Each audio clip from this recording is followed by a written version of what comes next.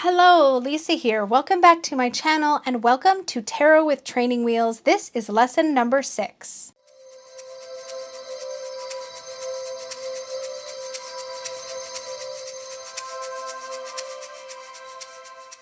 Hello, as always, if you're new here, welcome. I recommend you definitely start the Tarot with Training Wheels course at lesson number 1. I will have a link to the full Tarot with Training Wheels playlist in the cards and in the description box down below so that you don't lose track of the lessons in this series. Now, let's get on with lesson number 6. We are going to be going through the swords today. When it comes to picking a single keyword for every card, I feel like the swords present some of their own unique challenges because it is a challenging suit to begin with, where we're dealing with the realm of the mind, the element of air, where things are a little bit in the head, and that can be really interesting. My favorite keyword for the Ace of Swords, the beginning of this journey, is clarity. You could also use a word like idea. It's a sudden burst of knowledge or something that is cutting through the clutter, the mental clutter, and you get this slice, this perfect moment of understanding. I feel like clarity is a really good word for this because it captures that idea of the beginning of the mind suit, the potential of the mind suit. And we're really feeling it here in these images where we see, in this case, a sword bursting up out of the water that really represents that moment of clarity. The aces typically do show a hand or something just holding the sword or offering the sword, and to me it really represents clarity or a new thought or a new idea. And I think all of these words would work, but I prefer clarity to capture the essence of this card. Next, we have the Two of Swords, where we see a decision, and I just love the way this is depicted in the Druidcraft Tarot, where our figure is seated in front of two obvious pathways.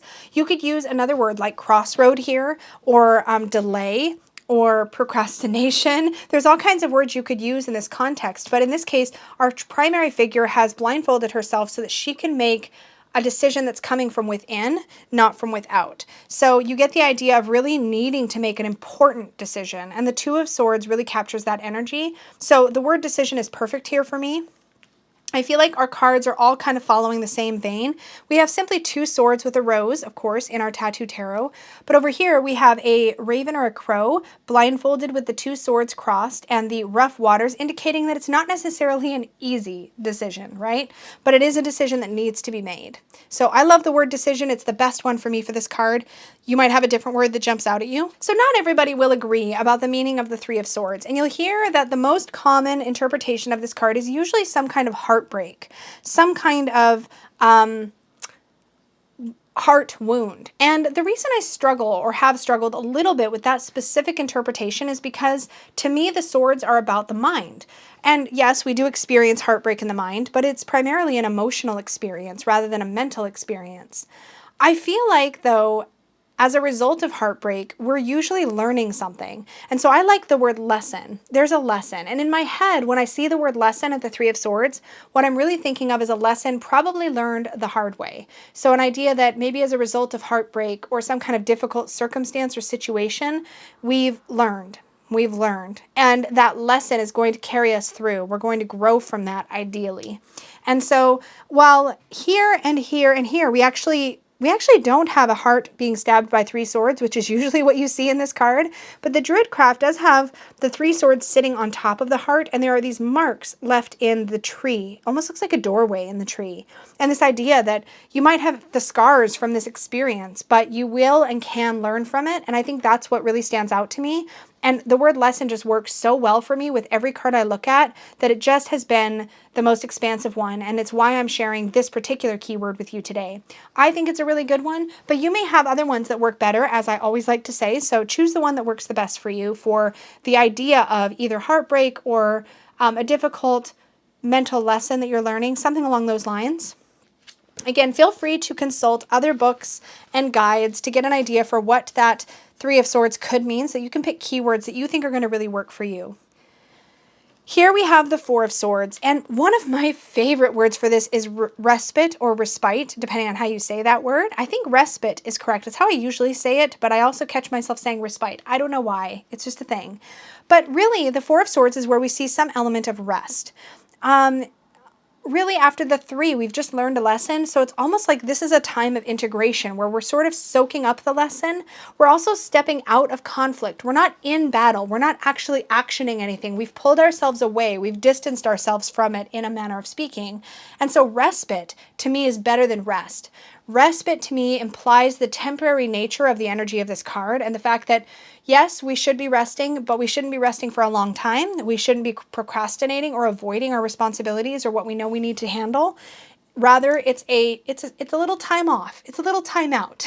So I love that keyword for this card. It is, yes, a rest, but our swords are at the ready. We're ready to do battle when necessary. We're just pausing for now. So it's a pause. The 5 of Swords is an interesting one because there's always a battle and there's always a winner and a loser when we see this card depicted visually rather than just 5 swords on a card like we do in a pip card. So I really have given this keyword a lot of thought. One of my favorite or most memorable definitions of this card came from Peggy's deck, the Dragon Tarot, and in it, it said, "You've won, but at what cost?" And I think this is the thing. In the 5 of Swords, somebody is always hurt, betrayed, defeated in a way that's really tough.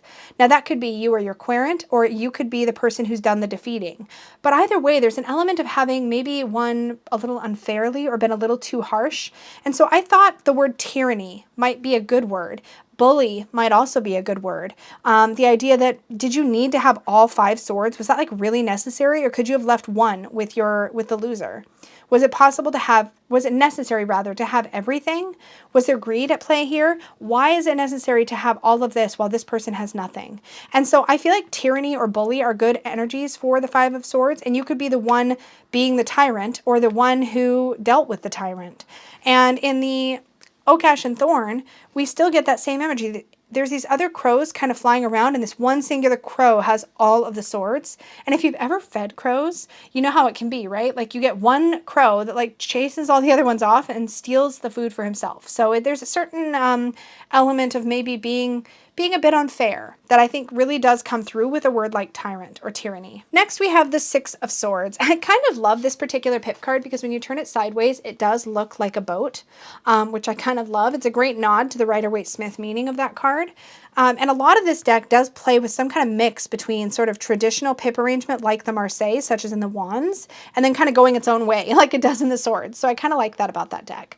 In any case, our more traditional visual of the 6 of Wands is usually travel over water, and usually somebody's acting as a bit of a ferryman, and sometimes the swords are in the boat with our main characters, sometimes they're left out of the boat.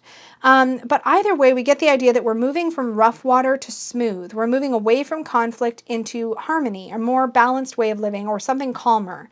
And I like to use the word escape. We're coming away from that 5 where there was that tyranny, that intensity, that conflict, and we're moving into smoother waters. Where the crows are concerned, they're kind of coming out of the storm into the sunshine. Same idea. But the crows seem to be leaving their swords behind. The reason I like paying attention to that is because I tend to see swords as kind of like baggage, right? So that really is something that's notable to me. But I really like ultimately the energy of this card is about escape, getting away from something that's not great into something that's better. So that really works for me. In the 7 of Swords, I've chosen the word trickery. Now, often something is happening here and it's not above board. I do think it's interesting that here we sort of have another boat. Like maybe it's not as meaningful in the prior card as I like to think it is. Oftentimes in pip cards, the pips only have so much intention behind them. Marseille, there is an intention to the arrangement, but with other decks, you never really know. In any case, here we have a crow, and they look like they have hidden or have stolen these swords. And here we have somebody just working away at a desk, and the swords are just there, but there's a big open window as if somebody could come through at any moment and snatch them. But often in this card, we do see some kind of thievery happening. So I really feel like the 7 is about a moment of trickery or deception. I think I like trickery because it's more expansive than deception. Maybe somebody's telling the truth, but they're telling it in a mischievous way, or they're up to no good, or they've got ulterior motives. So to me, trickery just works better than deception, but you could play with either of those words or a different word entirely. For the 8 of Swords, we usually see some kind of bondage happening here in the central figure. We're tied up, we're captive, we're hemmed in by swords, but what's usually really obvious somewhere on the card is that there's an easy way out. In this case, she's holding the end of the cord herself. She could easily untie herself and just simply walk out of where the swords are. They're not really keeping her held in. Same thing with our crow. It's actually been bound with a daisy chain. Like there's no way that that crow can't get out of that. And the swords are only closing him in on one side. The idea here is that you may feel like you're surrounded and captive and held and unable to move, but you actually can move. You just need to think clearly. I really feel like the Eight of Swords, being the realm of the mind, is about having so many things going on in your mind that you just can't get clear about what your next step should be. So I feel like overwhelm is such a great word for this card. It's that feeling of being stuck because we've got so much and we just don't know which direction to focus on or to turn to. And that word really works for me. In the Nine of Swords, I like to use the word anxiety. Fear is another good word here, but we're being kept up at night with worry, with anxiety about something that's coming or something that we're afraid might be coming. We're very up in our heads by the time we get into the latter half of the swords, and there's no exception here. Here we have a bird that is sitting here just wakeful and afraid, guarding its nest. And here this person is sitting up in bed, unable to sleep, just head hung in their hands with worry. So words like worry and anxiety to me really capture the energy of this card and what it could mean in a reading.